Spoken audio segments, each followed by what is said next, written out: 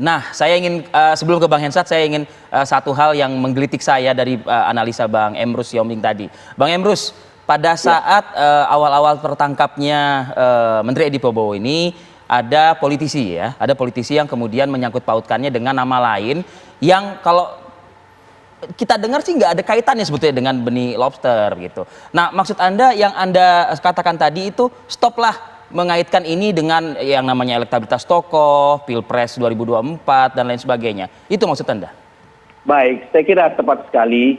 Artinya supaya masyarakat ini tidak dibingungkan oleh para aktor-aktor politik. Setiap kali para aktor politik itu persoalannya persoalan hukum, artinya ini kan sudah ranah hukum, sudah diproses di KPK. Harusnya kita fokus ke sana, yaitu apa? Memperbincangkan tentang fakta, data, bukti, dan argumentasi hukum yang terkait dengan itu. Tetapi kalau kita kaitkan dengan salah satu tokoh tertentu oleh politisi tertentu, itu kan menjadi melebar. Dan saya terus terang mengatakan bahwa dari aspek komunikasi politik, bahwa pesan komunikasi politik yang dilontarkan para aktor politik itu bisa partai, bisa individu, tidak lepas daripada kepentingan politiknya. Oleh karena itulah, maka seorang aktor politik ketika menarik-narik kepada salah satu tokoh politik tertentu yang boleh jadi running pada 2024, saya kira dia punya agenda-agenda politik tertentu dalam konteks bisa saja itu mendowngrade si tokoh tersebut atau boleh saja mengupgrade suatu tokoh tertentu. Oleh karena itulah, maka masyarakat harus kita cerdaskan supaya tidak terbius daripada komunikasi politik yang dilontarkan oleh para politisi pragmatis itu. Demikian. Oke, komunikasi politik Bang. Tapi kan yang kita hadapi sekian hari ke depan, kalau nggak salah 13 hari ya. 13 hari ke depan ini sampai dengan tanggal 5 Desember nanti, ini berimbas juga nggak sih kejadian peristiwa di KPK ini dengan momen nanti ini 5 Desember? Karena begini, sekarang kan eranya kan era media sosial. Bener ya? Nah, yang namanya media sosial kan ini kan bicara turunan dari penangkapan Edi Prabowo ini kan udah macam-macam ya kan, bicara soal perusahaan-perusahaan, bicara soal kroni dan lain sebagainya. Ini akan berimbas nggak sih ke yang mereka akan maju berlaga di 5 Desember gitu loh? Kebicara komunikasi politik loh. Baik, sangat tergantung kepada para aktor politik itu untuk menarik kemana, begitu ya. Saya terus terang, kalau komunikasi politik yang dilontarkan itu justru mendowngrade kepada salah satu paslon tertentu di dalam pilkada, orang yang mengatakan itu berarti tidak dipercaya diri pada paslon yang didukung langsung atau tidak didukung langsung atau tidak langsung itu akan menang. Maka akan dieksploitasi semua katakanlah peluang-peluang, bahkan memperbincangkan ini, mengait-ngaitkannya dengan pilkada atau sosok tertentu. Kenapa? Karena dia tidak yakin. Tapi kalau dia yakin programnya, sosok yang ditawarkan, ngapain dia? Jadi oleh karena itu, saya berpendapat ketika ditarik, justru kita berbalik bertanya. Berarti sosok yang mungkin di-upgrade dengan mengkritik, mendowngrade suatu sosok tertentu, maka yang didukung secara tidak langsung atau langsung oleh aktor politik tertentu, berarti tidak percaya diri untuk memenangkan pertarungan pilkada tersebut. Demikian. Oke. Kita ke Bang Henry. Bang Henry, setuju nggak kalau tadi kata Bang Emrus kan sebenarnya fokus saja kepada hukumnya. Sebenarnya kalau misalnya ada suatu kejadian yang akhirnya ditarik kepada sosok tertentu tuh kayaknya tergantung dari orang melihatnya. Kalau Bang Henry seperti itu nggak pandangannya? Ya, kalau untuk yang 9 Desember sih, bukan 5 Desember. Pilkada serentak itu, kalau semuanya baperan terhadap tokoh partai politik yang ketangkep KPK, itu nanti yang menang independen tuh semuanya. Nggak ada yang didukung partai politik yang menang. Kalau memang. Tapi faktanya partai politik masih menang terus ya, gitu ya? Masih menang terus. Nah, saya setuju bahwa case ini harusnya bisa dipisahkan antara politik dengan hukum. Gitu. Bahkan kalau banyak yang mempertanyakan kenapa Harun Masiku belum ditangkap, saya sih lebih memilih kasih jempol dulu ke KPK yang sekarang. Jadi kasus ini kita kasih jempol dulu dong. Kalau kredit positif lah ya Bang buat KPK ya. Kita apresiasi gitu. Masalah yang belum ketangkep lagi itu ya kita kasih semangat buat KPK supaya yang belum ketangkep bisa ditangkap gitu. Tapi jangan kalau ada prestasi belum dikasih apresiasi, kita kasih apresiasi juga gitu. Dan kalau memang ditarik ke ranah hukum, maka ya kita harus memberikan kesempatan kepada aparat hukum untuk melaksanakan tugas-tugasnya gitu. Nah dari sisi politik kan yang sekarang lagi bingung adalah bagaimana muka Pak Prabowo di depan Pak Jokowi kan, pasti kan Pak Prabowo malu tuh karena Bang sudah Hensat, diberikan kesempatan pada Pak Jokowi tapi gagal memanfaatkan. Kenapa? harus apa Ketua Umum Gerindra saat ini dalam kondisi seperti ini? Kalau menurut saya sampai hari ini kalau saya tidak salah Pak Prabowo belum tampil ke publik untuk meminta maaf. Tapi saya nggak tahu apakah Pak Prabowo sudah minta maaf ke Pak Jokowi atau belum. Tapi sebaiknya sih sudah, mungkin kan karena beliau dekat sekali kan, mungkin bisa telepon langsung mungkin ya Via. Yang jelas adalah ini beban berat buat sebuah niat baik yang diberikan oleh Pak Jokowi, karena rekonsiliasi ini kan bahkan pendukungnya sendiri pun tidak pernah menyangka gitu akan ada rekonsiliasi seperti ini. Ya mudah-mudahan saja niat baik ini tetap dijaga. Tapi kalau tadi review pertanyaannya bagaimana harusnya Pak Prabowo bersikap, Pak Prabowo jauh-jauh hari mengatakan bahwa kalau ada kadernya yang korupsi, dia sendiri yang bawa Mengantarkan ke penjara?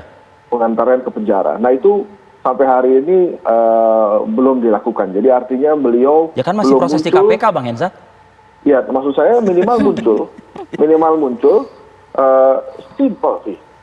Saya mendukung KPK untuk melaksanakan hukum secara tegas, setegas-tegasnya. Udah, gitu loh. Tapi kan hari ini dia belum muncul kan. Kalau dia muncul menyatakan tersebut, apa implementasi? Maknanya apa? Minimal rakyat tahu Prabowo tidak cedera janji.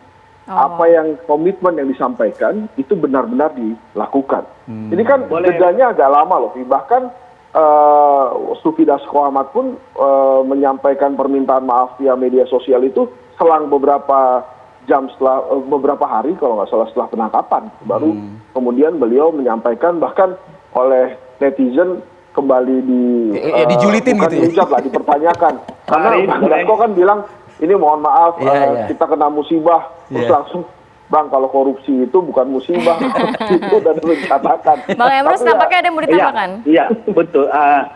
Saya berpendapat begini, apakah harus Pak Prabowo maju untuk mengatakan seperti yang dikata Pak Henry? Saya kira di satu sisi bisa benar. Tetapi kalau kita bicara adalah meta meaning, begitu ya, makna di balik pesan atau lambang. Nah, bukankah Pak EP gitu ya, Pak EP aja kita karena praduga tak bersalah, sudah minta maaf kepada Pak Joko Widodo, minta maaf kepada Prabowo, minta maaf kepada ibunya dan kepada seluruh rakyat Indonesia. Juga dia mengatakan secara satria akan hadapi persoalan ini. Berbeda dengan kadang-kadang orang yang sudah terjerat, tidak pernah mengatakan itu, saya akan bertanggung jawab terhadap itu. Boleh jadi ada orang seperti itu. Tapi kita harus akui, dengan segala kekurangan yang dilakukan oleh EP diduga dilakukan, tetapi ada satu sisi positif yang disampaikan oleh EP, yaitu apa? Dia akan menghadapi persoalan ini. Bahkan secara terbuka, dia minta maaf mengecewakan Bapak Presiden. Nah, ketika dia mengatakan itu, saya memaknai sama saja bahwa Pak Prabowo telah mengantar EP ini ke KPK. Jadi jangan dilihat mengantar secara fisik, jangan dilihat secara pesan yang secara verbal harus disampaikan oleh Prabowo. Jadi itu sudah cukup, tidak ada perlu penyampaian lagi dari Pak Prabowo. Karena menurut saya pengakuan daripada EP justru lebih substantif karena dia satria menghadapi persoalan yang dihadapi. Dan saya melihat ketika dia mengatakan itu minta maaf kepada Prabowo, sesungguhnya dia adalah anak ideologi daripada Prabowo itu sendiri. Hanya sayangnya ini bisa saja sesuatu hal yang tanda kutip kecelakaan begitu ya. Tetapi juga dia meminta maaf kepada Bapak Presiden. Ini saya kira suatu hal yang kita harus apresiasi dengan sekalipun diduga dia melakukan kesalahan. Jadi oleh karena itu saya kira tokoh-tokoh yang semacam ini keberanian dan mengundurkan diri dari jabatan partai maupun dari menteri. Kadang-kadang orang kadang-kadang tokoh tertentu, wah kita tunggu aja praduga tak bersalah. Saya terus terang mengatakan, di dalam konteks politik kita harus mengedepankan moral. Nah, dengan mengatakan minta mundur itu adalah tanggung jawab moral yang dilakukan oleh EP. Tidak boleh dalam politik itu hanya sekedar hukum semata-mata yang mengatakan ajas praduga tak bersalah. Kenapa? Karena politik bicara tentang trust. Kalau bicara tentang trust, mengedepankan moral daripada hukum itu sendiri. Demikian. Baik. Saya nggak setuju kalau memang punya tanggung jawab moral, jangan korupsi kalau jadi menteri. Jadi bukan menurut saya. Betul. Tetapi ketika dia mengatakan itu di depan publik, itu menunjukkan bahwa dia tidak cuci tangan, tidak lepas. sebagai tanggung jawab moral dia harus lalui proses itu. Itu yang saya melihat. Kalau dari sudut korupsinya, iya itu memang melanggar moral. Tetapi saya melihat kacamata ketika dia menyampaikan minta maaf langsung di ruang publik, saya terus terang mengatakan secara psikologis tidak gampang orang minta maaf di ruang publik. Jadi oleh karena itu kita harus akui dari sudut itu. Demikian. Ya. Bang Hensat terakhir ada yang mau ditambahkan, Bang? Saya ingin ke Bang Hensat ini sih Bang, sebetulnya singkat saja Bang.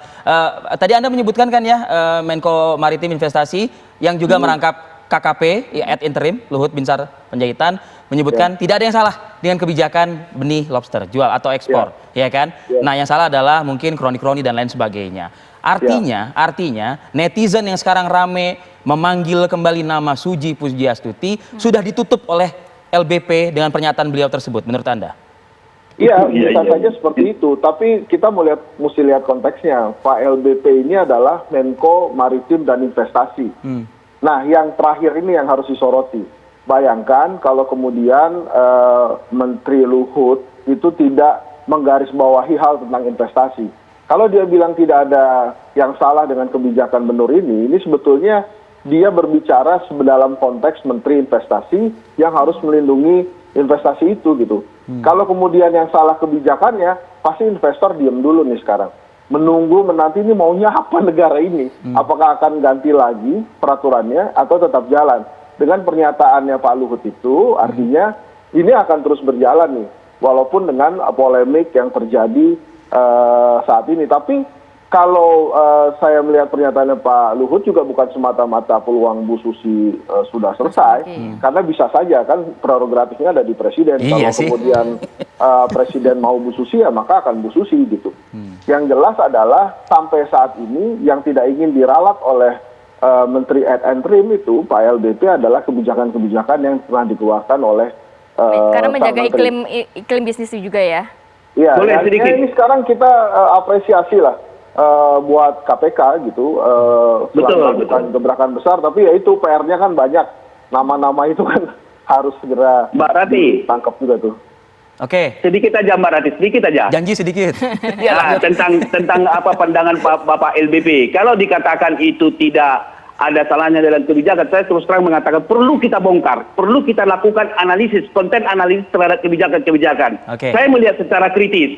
Kalau memang itu tidak ada masalah, berarti kebijakan itu di situ tidak ada pengawasan secara ketat. Berarti nanti nampaknya harus ada sesi lagi begitu ya Bang? Bukankah pengawasan itu bagian dari kebijakan? Begitu. Oke. Baik, terima kasih banyak Bang Emrus, Bang Henry Makasih. Satrio. Ini kita waktunya terbatas. Jadi jangan ganggu lobster. Kalau ganggu lobster Henry Satrio marah. Saya Sudah, alergi seafood, jadi nggak akan pernah ganggu lobster. Oh, nggak akan pernah ya. Berarti bukan penikmat lobster begitu ya. Baik, terima kasih. Terima kasih untuk Anda berdua narasumber kami pagi ini. Sehat selalu untuk Anda.